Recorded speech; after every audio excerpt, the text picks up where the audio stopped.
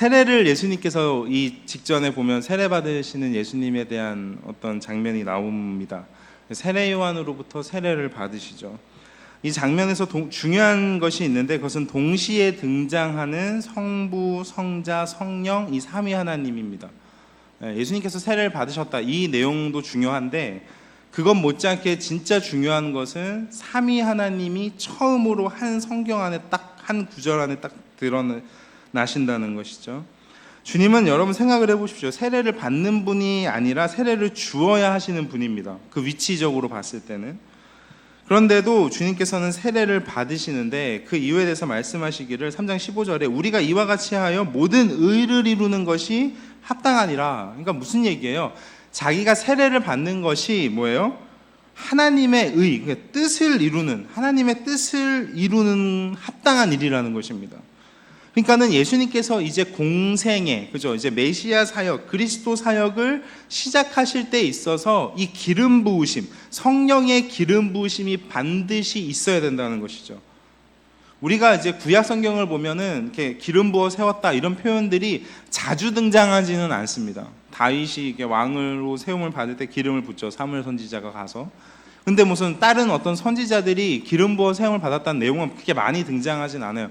그런데 예수님이 세례를 받으시는 장면은 꼭 들어가야 되더라는 것입니다. 오늘 이제 그 이야기를 할 겁니다. 왜 예수님께서 세례를 받으시고 시험을 받으셔야 했는가 하는 것이죠. 여러분, 그 예수님께서 이제 공생애를 이제 시작하시려고 세례를 받으신 다음에 우리가 예상할 때는 광야가 아니라 어디로 들어가는 게 맞을까요? 사람들이 많이 모이는 성전이나 시장이나 광장 같은 데로 가서 내가 메시아다라는 하나님의 말씀을 선포하시는 게 훨씬 더 자연스러워 보일 것입니다. 그런데 우리의 기대와는 달리, 사람들의 기대와는 달리 그분은 곧장 사람들에게로 달려간 것이 아니라 광야로 들어가십니다. 여러분 이런 생각 한번 해보셨어요? 제가 이 말씀을 준비하게 된 게 예수님 왜 광야에 들어가셨지? 예수님 왜 금식까지 하셨지? 예수님께서 왜 시험을 받으셨지? 우리는 시험 받을 수 있는데 왜 하나님의 아들이신 예수님께서 시험을 받으셨을까라는 질문에서부터 이 말씀을 준비하게 됐습니다.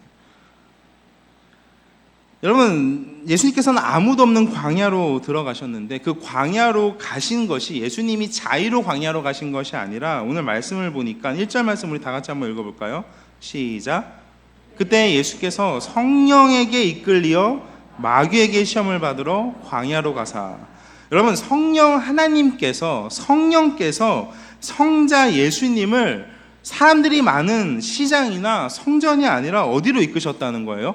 광야로 이끄셨다는 겁니다. 여러분 이것은 성령님의 독단적인 행동은 당연히 아닐 겁니다. 왜냐하면 성령님은요 자의로 행하시는 일이 하나도 없으세요. 이것은 앞서 세례를 받으신 것과 마찬가지로 그래야만 성부 하나님의 허락이죠. 성부 하나님의 허락 때문에 성부 하나님이 허락하시고 성령께서 이끄셔야만 이것 역시 하나님의 모든 의를 이루는 일이 되기 때문입니다. 그러니까는 예수님께서 시험을 받으셔야만 하는 것이 뭐예요? 성부 하나님께서 허락하시고 성부, 성자, 성령 하나님께서 하나님의 의를 이루는 중요한 일이라는 거죠.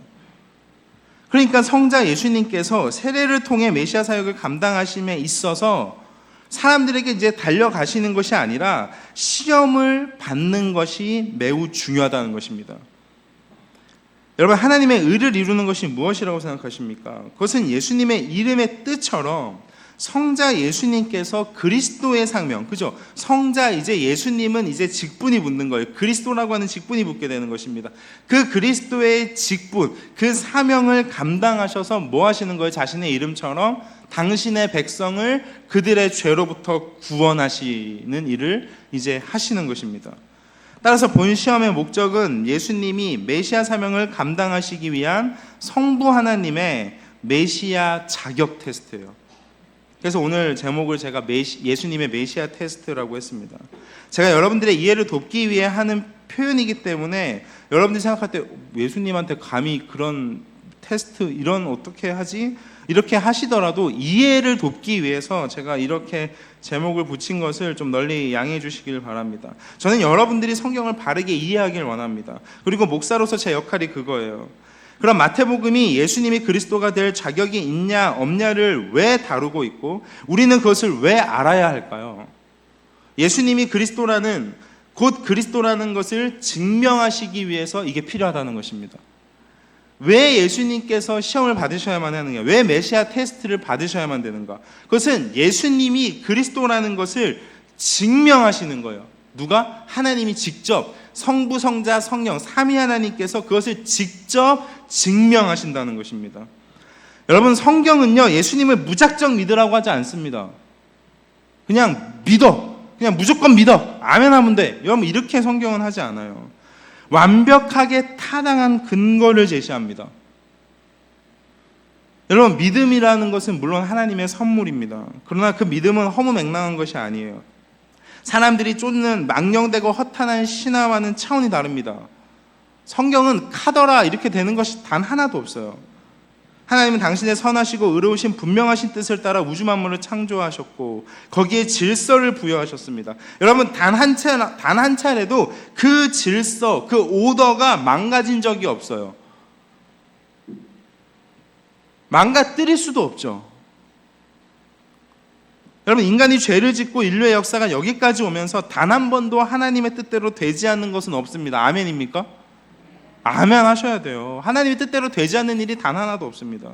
하나님은 이 세상을 창조하시기도 전에 당신의 백성을 예수 그리스도 안에서 구원하실 것을 작정하셨어요. 이미 정하셨어요. 그리고 그리스도 되시는 예수님께서는 철저하게 그 모든 의를, 그 뜻을 이루셔야만 합니다. 예수님이 하나님이라서 메시아 사역이 여러분 쉬워 보인다고 생각하십니까? 혹 그분이 하실 일이 별일 아닌 것처럼 여기진 않습니까? 너무나 당연하게 우리가 생각하더라는 거예요. 아, 예수님이니까 이 땅에 오시고, 아, 예수님이니까 뭐 십자가 달려 죽으시고, 아, 예수님이니까 뭐 우리의 죄를 당연히 구원해 주셔야지. 여러분, 그것이 당연하다면 하나님께서 왜 기록을 하셨어요? 하나님은 예수님이 그리스도라는 사실을 분명하게 드러내시고 친히 증명하셨고 그것을 기록하게 하셨습니다. 성경은 예수가 곧 그리스도시라고 분명하고 너무나 확실하게 증명하고 있어요. 여러분, 우리는 증인으로, 그 증거를 가지고 있는 증인으로 부름을 받은 겁니다. 예수님이 왕이시다, 예수님이 메시아시다, 예수님이 제사장이고 예수님이 선지자시고 예수님께서는 하나님께서 보내실 바로 그 메시아라는 것을 분명하게 우리가 전해야 되는 증인이라는 것입니다. 여러분, 우리가 증거가 불분명하면 어떻게 확실하게 증거를 할 수가 있겠어요? 이 증거가 미흡하지 않도록 하나님은 예수님에 관한 이야기를 분명하고도 충분하게 다 기록하셨습니다. 물론 요한복음의 표현에 의하면 예수님이 하시는 일을 다 기록하려면 진짜 하늘을 두루마리 삼고 바다를 먹물 삼아도 다 기록할 수 없는 건 맞아요. 근데 필요한 것, 완벽하게 하나님께서는 완전하게 온전하게 다 기록하시고 그것이 온전하게 남을 수 있도록 사본들을 통해서 또 번역본들을 통해서 그렇게 역사하고 계시더라는 것입니다. 그래서 예수님에 관한 이야기는요, 복음서는 총 4권이나 됩니다. 구약에 계시된 메시아가 곧 예수님이라는 사실을 증명하기 위해서 4권을 하나님께서는 할애를 하신 것입니다. 또 그것에 대한 확실한 결과, 열매가 분명하게 드러나고 있음을 사도행전과 서신서들에 의해서 증명을 하고 있죠. 그리고 마지막 계시록에서 그분의 영광스러운 모습을 보여주시면서 모든 자격을 갖추신 그분이 다시 오겠다 약속하심으로 성경이 마무리가 됩니다. 그러면 하나님은 이렇게까지 하시냐는 거죠. 여러분, 그래야 이것을 믿는 자들에게, 예수님을 그리스도로 믿는 자들에게 한없는 은혜와 영광이 되기 때문입니다. 그리고 그것이 불신자들에게는 뭐예요? 확실한 심판의 근거가 되기 때문이에요. 어떤 인생이 지옥에 가는 것은 그 인생이 죄인이기 때문이라는 것이 성경에 분명히 기록되어져 있습니다. 어떤 인생이 천국에 가는 것은 그 인생이 의인이라서가 아니라 죄인임에도 불구하고 예수 그리스도의 그 공로로 인해서 은혜로 말미암아 구원을 얻는다는 것을 분명하게 보여주시기 위해서 성경에 기록해져 있다는 것입니다. 성경은 이 주제를 한시도 게을리하지 않고 우리에게 다 보여줍니다. 구원은 우리가 자격이 아니라 예수께서 그리스도의 자격을 얻으시고 우리를 죄에서 구원하셨기 때문이라고 분명하게 얘기하고 있어요. 여러분, 이런 배경을 기억하시면서 오늘 이 예수님의 메시아 테스트에 대해서 보도록 하겠습니다. 오늘 본문을 통해서 하나님께서 우리에게 말씀하시고자 하시는 것은 크게 두 가지입니다. 첫 번째는 앞에서 얘기한 것처럼 왜 예수님이 그리스도인가 라는 것을 증명하는 것이고, 두 번째는 그리스도께서 보여주신 메시아 사역이 그 은혜를 받은 백성들에게는 어떤 교훈을 주는가. 첫 번째는 예수님에 관한 것이고, 두 번째는 교회 성도들에게 관한 것입니다. 그것이 우리에게 어떤 영향이 있는가. 세례를 받으시고 메시아 사역을 시작하기에 앞서 예수님은 성령에 이끌려 마귀에게 시험을 받기 위해 광야로 가셨습니다. 여러분, 하나님의 메시아 테스트는 정말 혹독합니다. 하나님이 직접 하지 않으시고 마귀에게 그 일을 맡기셨어요. 여러분, 성령께서 광야로 예수님을 이끄십니다. 그러면 성령께서 시험을 하시든지 성부 하나님께서 시험을 하시면 되잖아요. 근데 마귀에게 시험을 받게 하십니다. 만약에 성부께서 예수님을 시험하신다고 생각을 해보세요. 그러면은 아버지의 시험이기 때문에 굉장히 기쁘고 굉장히 감사한 마음으로 받겠죠. 그죠? 그런데 마귀의 시험이라면 좀 다릅니다. 게다가 예수님은 성자 하나님이시잖아요. 마귀가 감히 어떻게 할 수 있는 존재가 아닙니다. 여러분, 애초에 이 마귀는요, 예수님의 상대가 되지 않아요. 예수님을 시험하는 마귀도 죽을 맛일지도 모릅니다. 마귀도 진짜 못해 먹겠다 이렇게 했을지도 몰라요. 여러분, 근데 마귀니까 진짜 잘합니다. 마귀는요, 시험하는 거 무진장 잘합니다. 그러니까 마귀가 적합하죠. 그래서 자기가 상대하는 분이 예수님인 줄 알면서도 진짜 잘합니다. 성부 하나님의 일명 이 메시아 테스트로 진행되는 마귀의 시험은 총 3가지입니다. 그죠? 이 3가지 시험의 의미를 잘 들으시기를 바랍니다. 첫 번째 마귀가 한 시험이 무엇입니까? 2절부터 4절 말씀인데, 여러분 이제 2절부터 4절 말씀 3절 먼저 이렇게 2절 3절만 먼저 보겠습니다. 우리 다 같이 한번 읽어볼까요? 시작.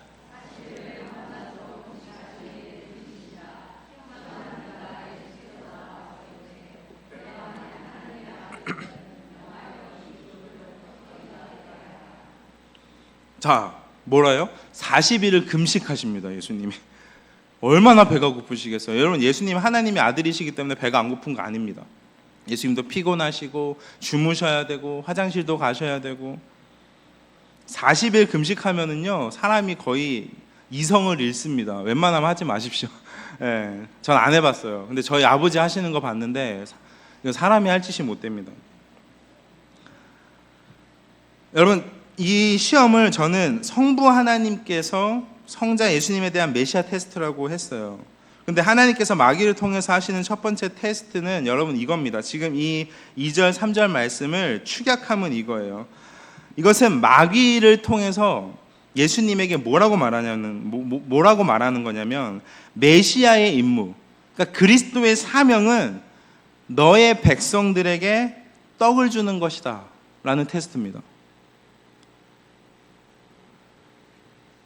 여러분, 이게 맞는 말입니까? 잘 들어보세요. 지금 마귀가 주님께 하는 첫 번째 시험이, 예수야, 너는 굶주린 백성들에게 그들이 원하는 떡을 주어야 해. 너도 배고프지 지금. 그러니까 너도 떡덩이 만들어 먹듯이 너를 따르고 너를 믿는 사람들에게 그 사람들이 배고프면 먹을 거를 다 채워주고 필요를 채워줘야 돼. 즉 그리스도의 역할은 사람들에게 떡을 주는 존재라고 지금 얘기하는 것입니다. 이게 첫 번째 시험이에요. 예수님에게 하는. 여러분, 어떻게 생각하십니까? 예수님은 정말, 그리스도는 정말 떡을 주는 존재입니까? 여러분, 떡이 무엇입니까? 떡. 여러분, 떡은요, 사람이 이 세상을 살 때 필요한 것들을 말하는 것입니다. 모든 것을 다 축약해서 떡이라고 하는 거예요. 여러분, 먹어야 삽니다. 사람은. 죄로 인해 죽게 된 인생의 소망은요, 사는 겁니다. 근데 그 사는 것을 유지해 주는 게 뭐예요? 먹는 겁니다. 여러분, 인생은 죄 때문에 죽는다는 사실 앞에서 어떻게든 살려고 발버둥치죠. 그리고 이왕 산다면 행복하고 즐겁게 사는 것이 소원입니다. 맞죠? 정말 그렇게 살고 싶어 합니다. 어쨌든 인생은 잘 먹고 잘 살아야 합니다. 이런 인생의 본질을 알고 마귀는 지금 예수님을 시험하는 거죠. 죄로 인해 배고픈 인생, 굶주려 있는 인생에 그들이 원하는 떡을 주어야 하지 않겠냐? 네가 진짜 메시아라면? 그게 진짜 그게 진짜 메시아 역할이 아니야? 라고 하는 것입니다. 이는 마치 욥의 고난의 시작이 마귀가 하나님께 이렇게 얘기하죠. 욥이 어찌 까닭 없이 하나님을 경외하리이까? 어찌 까닭 없이 하나님을 경외하리이까? 여러분, 인생이 하나님께 요구하는 것, 하나님을 섬길 수 있도록 만들어주는 것이 지금 이 사탄이 하는 얘기가 뭐예요? 까닭이라는 것입니다. 그러니까 하나님께서 욥에게 그렇게 욥을 부자로 만들어주시고 막 둘러가지고 하나님께서 때려 부어주시니까 욥이 하나님을 섬기는 겁니다. 그런 하나님은 당신의 백성들에게 주신 믿음에 확신이 있으셨어요. 얼마든지 욥을 테스트해도 좋다고 허락하십니다. 그래서 마귀가 어떡합니까? 그 까닭들을 다 날려버립니다. 마귀는 하나님이 욥에게 주신 그 까닭을 제거하면 하나님을 원망하고 섬기지 않을 것이라고 자신했어요. 그런데 욥이 어떡합니까? 하루아침에 그 까닭들이 다 없어졌는데 하나님을 원망하지 않았습니다. 오히려 이렇게 고백하죠. 내가 모태에서 알몸으로 왔습니다. 공술의 공수고로 왔습니다. 그러니까 알몸이 주님께로 돌아갑니다. 주신 이도 여호와시오 거두니 주신 이도 여호와시니 여호와 이름이 찬송을 받을지니이다. 22절에 보니까 이 모든 일에 욥이 범죄하지 아니하고 하나님을 향하여 원망하지 않았다. 마귀는 메시아 사역을 이제부터 감당하셔야 되는 예수님을 향해서 인생들이 원하는 떡, 그 까닭이나 실컷 줘서 지금 배부르게 하라고 유혹하는 겁니다. 이게 마귀의 첫 번째 시험이에요. 그래서 예수님께서 어떻게 대답하시는지 여러분 4절 말씀을 다 같이 한번 읽어봅니다. 시작. 예수께서 대답하여 이르시되 사람이 떡으로만 살 것이 아니요 하나님의 입으로부터 나오는 모든 말씀으로 살 것이라 하였느니라 하시니. 여러분 예수님의 대답이 무엇입니까? 예수님은 지금 이렇게 얘기하는 겁니다. 나는 인생들이 원하는 떡, 그 까닭 때문에 온 것이 아니다. 내가 온 것은 하나님의 말씀을 그들에게 주어서 그들을 살리려 합니다 라고 얘기하는 겁니다. 메시아는 인생이 원하는 떡을 주어 배부르게 하는 존재가 아니라 말씀을 주어서 생명을 살리는 하나님의 말씀을 주어서 그들로 사망이 아닌 생명을 얻게 하는 존재가 바로 메시아, 그리스도라고 지금 얘기하시는 것입니다. 신명기의 말씀을 들어서 지금 하시는 거죠. 따라서 이것은 그리스도의 삼중직 중에 어떤 직에 해당이 될까요? 선지자 직분에 해당하죠.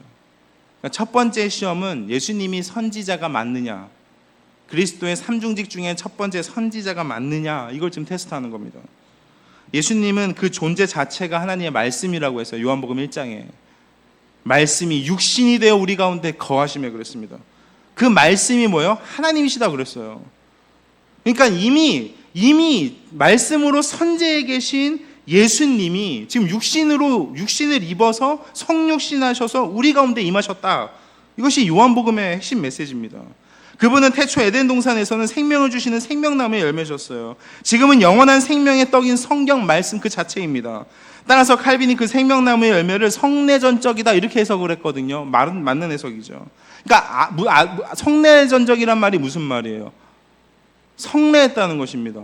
성내가 뭐예요? 떡과 포도주를 먹고 마시듯이 아담과 하와가 생명나무의 열매를 먹었다는 것입니다. 왜? 생명의 주인이 누구에 있다는 거예요? 하나님께 있음을 고백하는 거죠. 믿음으로 먹은 것입니다. 오늘날 교회는 성찬을 통해서 하나님의 말씀으로 생명의 떡이신 그분과 연합되는 은혜를 누립니다. 하나님의 말씀이신 그분의 이 땅에 오심이 곧 말씀의 성취예요. 그분을 먹고 마심이 영생입니다. 나를 먹는 자는, 그죠?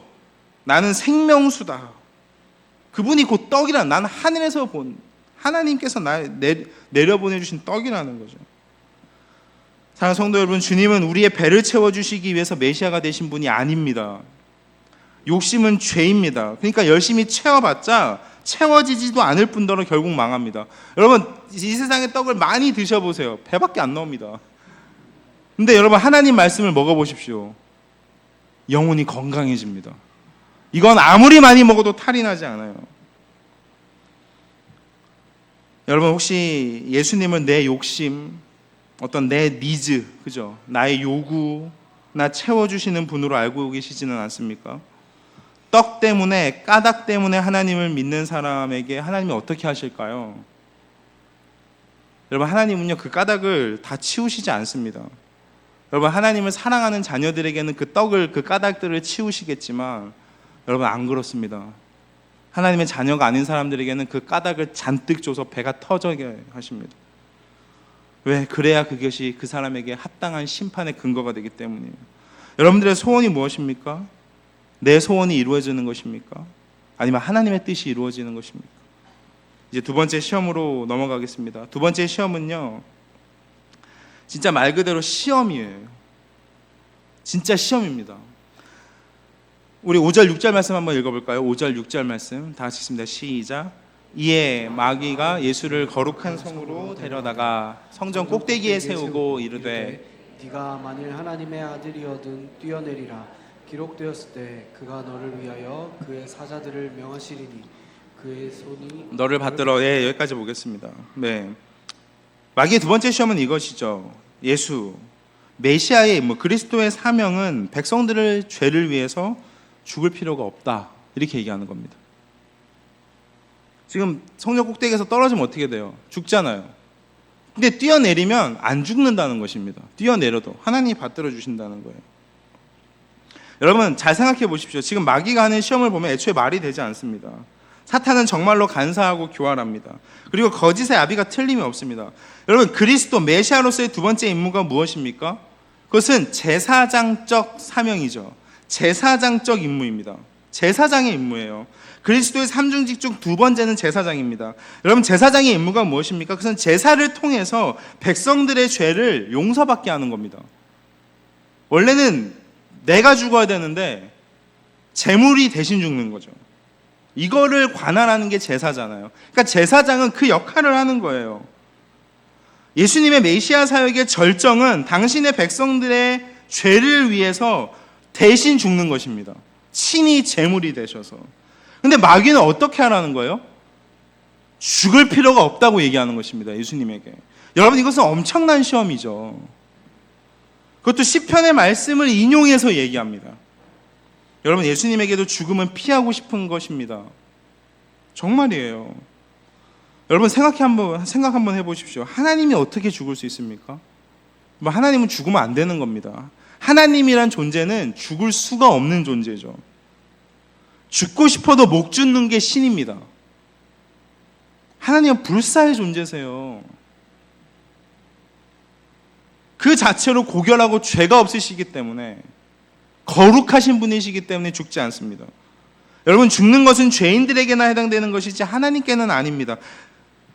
죽는다는 개념 자체가 하나님께는 적용이 안 돼요. 그런데 죄인들을 대신해 죽어야 되는 제물이 되셔야 되는 거예요. 근데 마귀가 뭐라고 얘기하는 거예요? 그럴 필요 없다고 얘기하는 것입니다. 죽어야 돼요. 예수님께서 대신 제물이 되셔서 죽으셔야 됩니다. 그래야 죄인들의 죄가 주님께 전가가 되고, 주님께 전가된 죄가 예수님의 죽으심으로 사해지기 때문이에요. 피 흘림이 없이는 죄사함이 없고, 그 피 흘림은 반드시 인간의 죄와 전혀 관련 없는 무죄한 존재야만 합니다. 그래야 죄값을 대신할 수 있죠.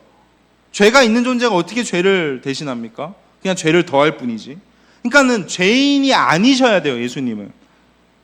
그러니까 죄인이 아니란 얘기는 죽을 필요가 없다는 얘기인데, 예수님 죽으셔야 되는 겁니다. 그게 제사장의 사명이고 친히 화목제물의 사명이에요. 근데 지금 마귀가 두 번째 시험에서 뭐라고 얘기하는 거예요? 죽지 않아도 된다고 얘기하는 것입니다. 여러분, 이것은 매우 강력한 유혹이에요. 주님은 십자가를 앞두시고 겟세마네 동산에서 이렇게 기도하십니다. 내 아버지여, 만일 할만하시거든 이 잔을 내게서 지나가게 하옵소서. 여러분, 주님도 이런 기도를 하셨습니다. 죽음을 앞두시고, 그 십자가를 앞두시고 이런 기도를 하셨다고요. 땀이 피가 될 정도로.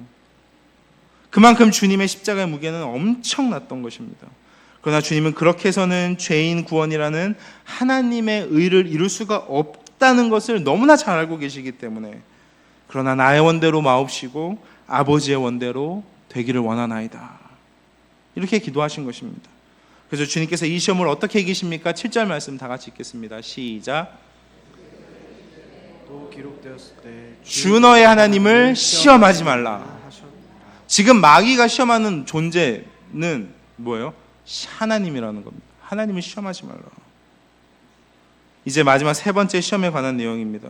마귀의 세 번째 시험이 무엇입니까? 예상하셨겠지만 세 번째는 뭐예요? 첫 번째는 선지자, 두 번째는 제사장, 세 번째는 뭐예요? 왕의 직분입니다. 그리스도의 삼중직 중 왕, 그러니까는 지금 왕의 자격을 테스트하는 겁니다. 본문 8절에서 9절 말씀 한번 다 같이 읽습니다. 시작. 마귀가 또 그를 데리고 지극히 높은 산으로 가서 천하만국과 그 영광을 보여 이르되 만일 내게 엎드려 경배하면 이 모든 것을 내게 주리라. 여러분, 주님께서 왕의 직분을 가지시는 것은 너무나 당연하죠. 왜? 하나님이시니까요. 여러분, 예수님은 왕이십니다. 이 자체가 복음이에요. 그 세상에 어떤 사람들도 왕이 많잖아요. 왕이 되고 싶어 하잖아요. 지금은 다 사사시대이기 때문에 다 각자 왕이 되려고 합니다. 다 큰 소리 치고 싶어 하고 다 자기 마음대로 하려고 하죠. 근데 여러분, 예수님이 왕이시다, 이거 자체로 복음입니다. 그런데 마귀의 말을 한번 보십시오. 마귀는 세 번째 시험에서 예수님이 마귀인 자기에게 엎드려 경배하면 왕이 되게 해주겠다고 지금 하는 겁니다. 여러분, 이 시험에는 진짜 완전 너무나 악하고 너무나 더러운 그런 악의가 숨어져 있어요. 그것은 예수님에 대한 악마적 숭배입니다. 여러분, 예수님을 예수님으로 섬기는 게 이게 진짜 어려운 일입니다. 이것은 성경이 아니면 불가능해요. 여러분, 오늘날 예수님을 악마적으로 숭배하고 마치 구약의 이스라엘 백성들이 하나님을 음란하게 섬기듯이, 아까도 얘기했던 것처럼 예수님을 나에게 떡이나 주고 까닭을 채워주는 분으로 오해하고, 예수님을 믿고 있음에도 불구하고 죽지 않으려고 하고, 그죠? 죄의 용서가 필요 없다고 생각하는 그런 사람들이 너무나 많습니다. 이걸 악마적 숭배라고 하는 거예요. 예수님을 잘못 섬기는 거죠. 예수님이 마귀에게 절을 하고 경배해서 왕이 된다면 그것은 마귀의 수하에 있는 겁니다. 마귀에게 경배를 받으시는 예수님, 이건 말이 안 돼요. 마귀의 수하에 있는 한 왕일 뿐입니다. 여러분, 지금까지 마귀는 수많은 제국의 왕들의 그 황제들의 위에 있었어요. 마귀가. 계시록은 그런 마귀의 모습을 왕관을 쓴 음녀의 모습으로 묘사하고 있습니다. 마귀에게 경배한 예수님을 왕으로 섬기는 백성들은 결국 예수님을 섬기는 게 아니라 누굴 섬기는 거예요? 마귀를 섬기는 겁니다. 그리고 예수님 자신을 숭배하게 하는 것은 메시아의 역할이 절대로 아니죠. 구약의 메시아들을 한번 생각해 보십시오. 기름 부음 받은 사람들, 선지자, 제사장, 왕의 역할을 감당했던 사람들의 특징이 있습니다. 그 특징은 뭐예요? 자신을 드러내지 않고 그 백성들로 하여금, 하나님의 백성, 이스라엘 백성들로 하여금 하나님께로 인도한다는 것입니다. 여러분, 이게 그리스도의 역할입니다. 예수님의 메시아로서의 목적은 천하 모든 사람들로 나를 섬기게 하는 것이 아닙니다. 예수님의 목적은 자신의 죽음을 통해서 자기 백성을 구원해서 하나님의 백성으로서의 자격을 회복시키고 그 백성들로 하여금 그 백성들을 아버지에게로 돌리는 역할이에요. 하나님을 섬기게 하고 하나님을 영화롭게 하는 존재로 만들어주는 것입니다. 그리스도로서 성자 예수님의 역할이 있습니다. 성부, 성자, 성령 삼위일체의 하나님이시지만 각자의 역할이 다 다릅니다. 성부가 성자의 일을 대신하지 않습니다. 성자가 성령의 일을 대신하지 않습니다. 고유의 영역이라는 게 있어요. 성자 예수님은 철저하게 성부 하나님의 뜻만을 성취하셔야 됩니다. 성령 하나님도 마찬가지고. 주님은 이것을 아셨기 때문에 말 하나, 행동 하나, 모든 것을 다 아버지의 허락으로 하십니다. 아버지께서 시키신 일만 하시고 아버지께서 말하게 하신 것만 말하십니다. 예수님도 자의가 있으신 하나님이십니다. 그런데 하나님의 뜻대로 하십니다. 예수님의 왕되심은 아버지께서 높여주실 그때 비로소 성취가 돼요. 예수님은 그냥 낮아지시는 겁니다.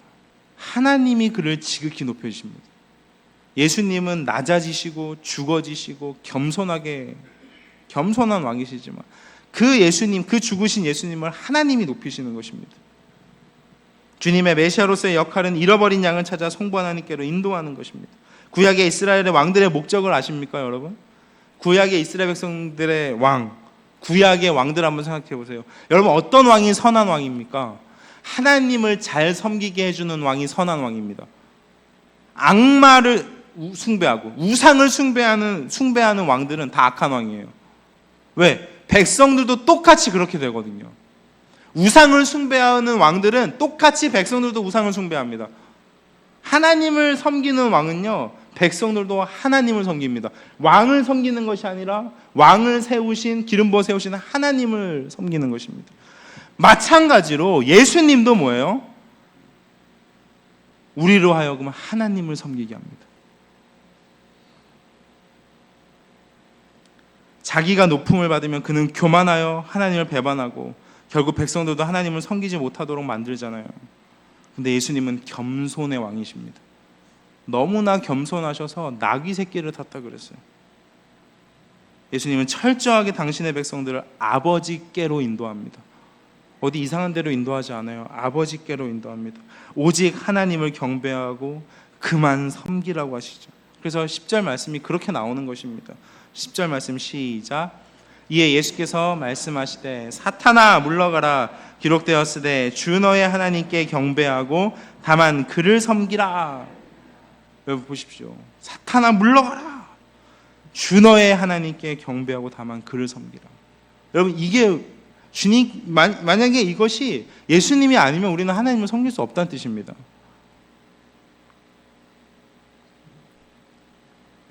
오늘 저는 이 마귀의 세 가지 시험이 성부 하나님의 계획과 성령께서 인도하심으로 이끄심으로 진행된 예수님의 메시아 테스트라고 말씀드렸습니다.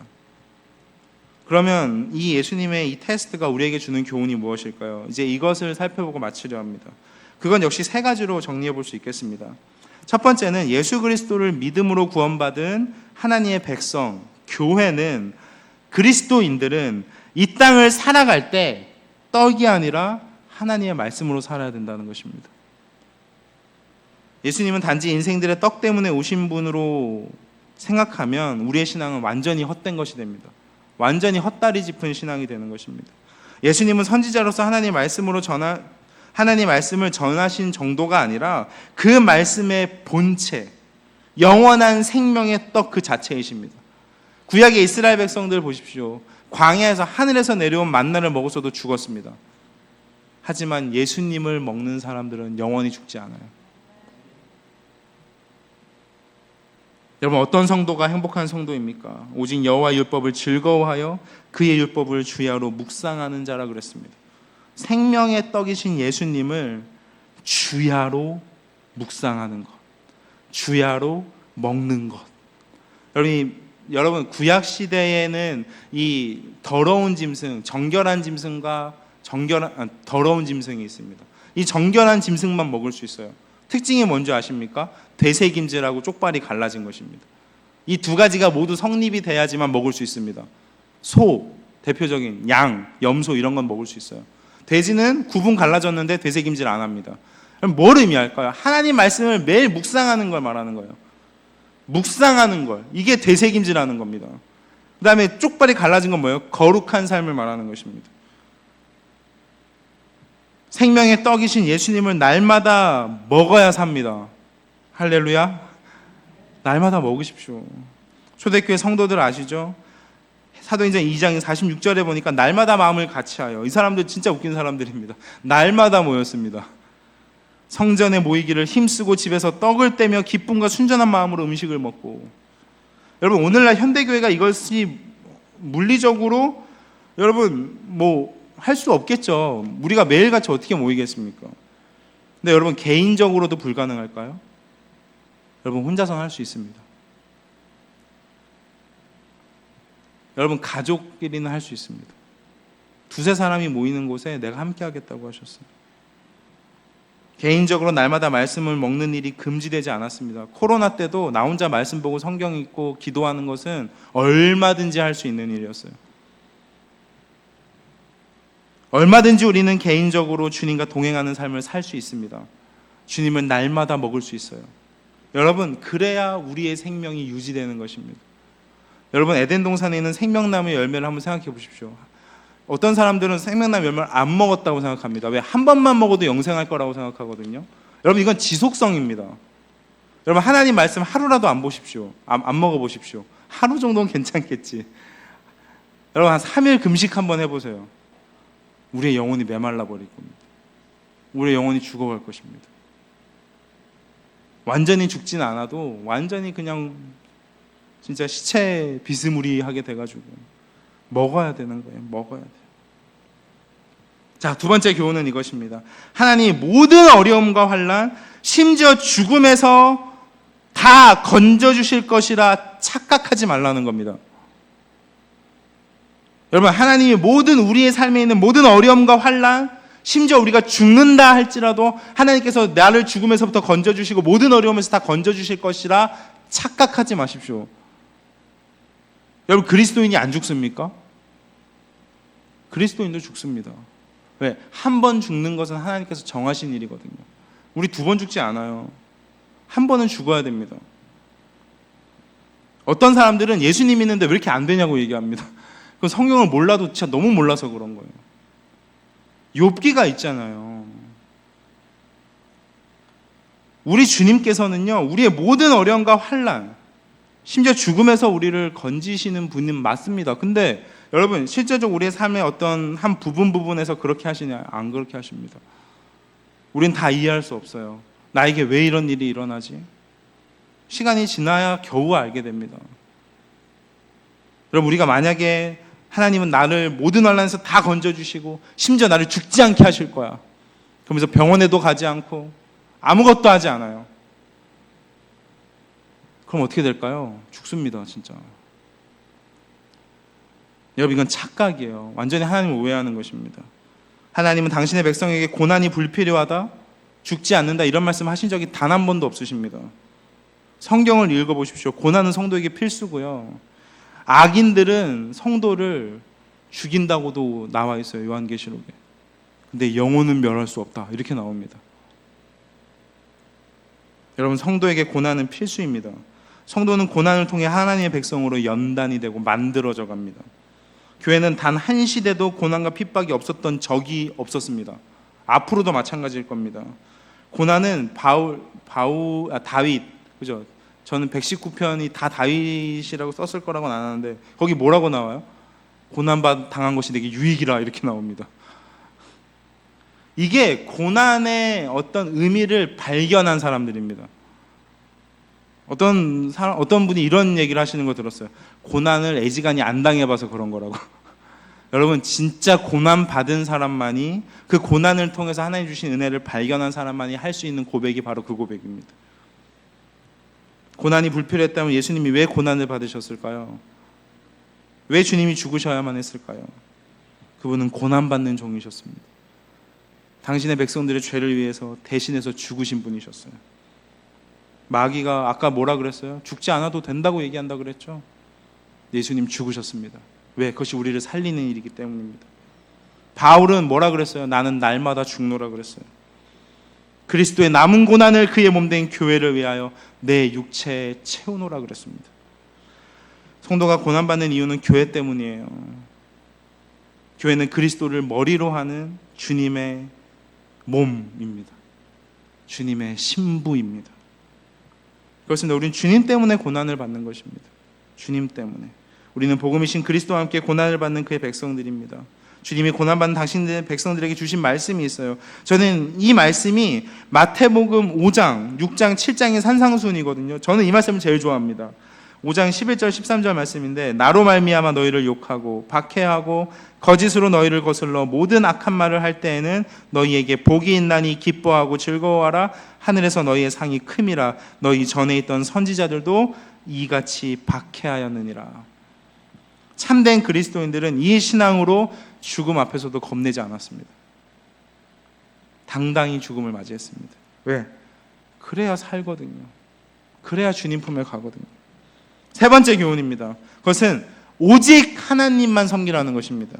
여러분, 여호수아의 마지막 유언 그 메시지 아시죠? 오직 나와 내 집은 누구만 섬기겠다고요? 여호와만 섬기겠다. 그러나 이런 굳은 다짐이 무색하게 이스라엘 백성들 하나님 버렸습니다. 우상을 섬겼어요. 근데 제가 금요일에도 말씀드렸다시피 하나님을 버리고 우상을 섬긴 게 아니라 하나님도 섬기고 우상도 섬긴 겁니다. 같이 섬긴 겁니다. 근데 예수님께서 말씀하셨듯이 재물과 하나님을 동시에 섬길 수 없어요. 여러분, 우리가 성경을 보면서 오해하는 것 중에 하나는 내가 하나님을 잘 섬길 수 있다는 자신감입니다. 아, 난 하나님을 잘 섬길 수 있어. 이런 자신감을 가지고 있는 분들이 되게 많으신 것 같아요. 여러분, 하나님은요, 내가 원하고 내가 잘 섬길 수 있다고 해서 섬길 수 있는 분이 아닙니다. 인간의 어떤 노력이나 인간의 어떤 정성이나 인간의 어떤 의지로 섬길 수 있는 분이 아니에요. 하나님을 섬기는 것은요, 예수님을 통해서만이 가능합니다. 예수님께서 우리의 왕이 되셔서 우리를 이끄실 때만이 섬길 수 있는 거예요.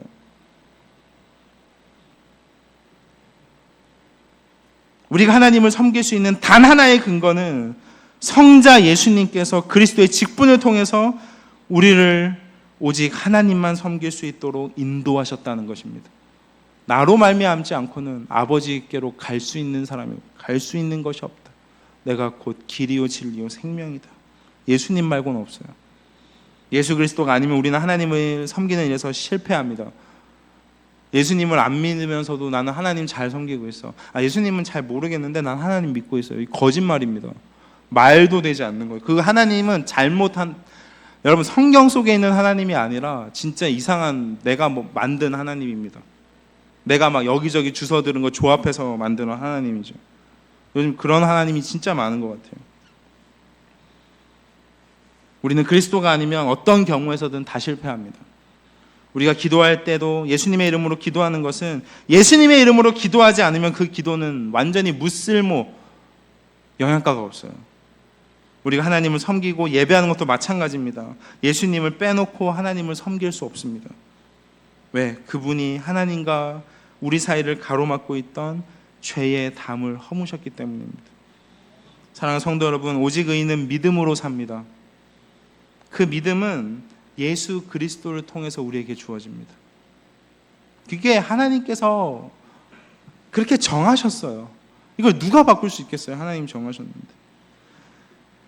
믿음은 오직 우리의 주시고 우리를 완전케 하시는 예수님을 바라보는 것입니다. 우리의 시선, 우리의 목적, 우리의 꿈과 희망 모두 예수님께만 두는 것입니다. 그렇게 하지 않으면 망합니다. 망합니다. 그 어떤 인생도 지옥행을 피할 수 없습니다. 오직 예수 공로를 입은 자들만이 영생 복락을 누리는 것이죠. 자, 세 가지 기억하시겠죠? 생명의 말씀이신 그 예수님을 날마다 먹고 마셔야 된다는 것. 두 번째는 뭐예요?